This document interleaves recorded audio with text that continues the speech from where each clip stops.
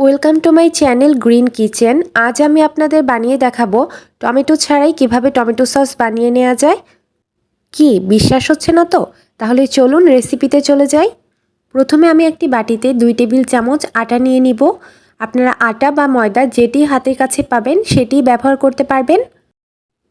দিয়ে দিচ্ছি 2 টেবিল চামচ চিনি, গোলমরিচ গুঁড়া দিব হাফ টেবিল চামচ, লবণ দিয়ে দিব 1 টেবিল চামচের 4 ভাগের 1 ভাগ, বিট লবণ দিব একই সমান, দিয়ে দিব মরিচের গুঁড়া হাফ টেবিল চামচ। এখন সব উপকরণ একসঙ্গে ভালোভাবে মিশিয়ে নিব। মেশানো হয়ে গেলে দিয়ে দিব 1 কাপ পানি। এখন একটু সময় নিয়ে বেশ ভালোভাবে মেশাতে হবে যাতে চিনি লবণ খুব ভালোভাবে মিশে যায়। মিক্সচারটা বেশ ভালোভাবে মিশিয়ে নিয়েছি। এখন চুলায় চলে যাচ্ছি। চুলায় একটি পাত্র বসিয়ে নিয়েছি। মিক্সচারটি ছেঁকে এর মধ্যে নিয়ে নিব। ছাকার কারণ হচ্ছে যাতে কোনো দানাদার কিছু এর মধ্যে থেকে না যায়। বেশ ভালোভাবে ছেঁকে নিতে হবে। ছাকার পর দেখুন দানাদার জিনিসগুলো ছাঁকনিতে রয়ে গেছে। এখন আরও 1 কাপ পানি মিশিয়ে নিব। পানি মিশানো হলে চুলা অন করে দিব।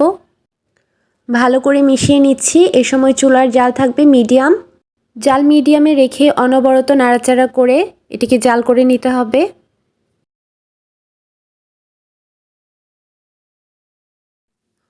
অনবরত নাড়তে থাকতে হবে যাতে কোনোভাবে পাত্রের নিচে লেগে না যায়।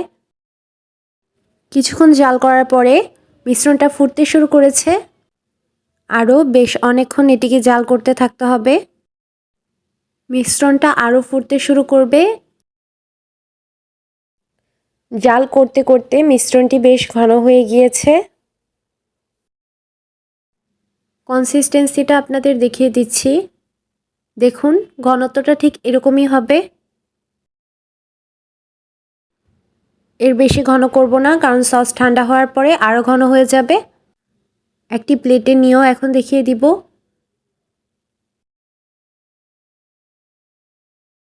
প্লেটে এটিকে ঢালার পরে এটি কোনোভাবেই ছড়িয়ে যাবে না, একই জায়গায় থাকবে।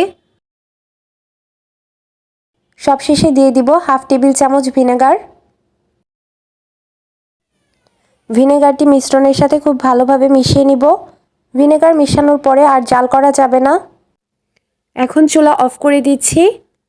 ভালোভাবে মিশানো হলে তুলে পরিবেশন করে নিব।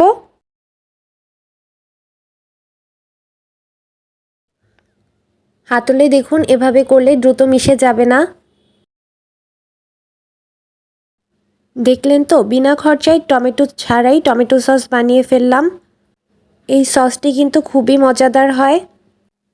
রেসিপিটি আপনাদের কাছে কেমন লাগলো? যদি রেসিপিটি ভালো লেগে থাকে তাহলে লাইক, কমেন্ট অ্যান্ড সাবস্ক্রাইব করতে ভুলে যাবেন না। আবারও দেখা হবে অন্য কোনো রেসিপি নিয়ে। সেই পর্যন্ত ভালো থাকবেন, সুস্থ থাকবেন। আল্লাহ হাফেজ।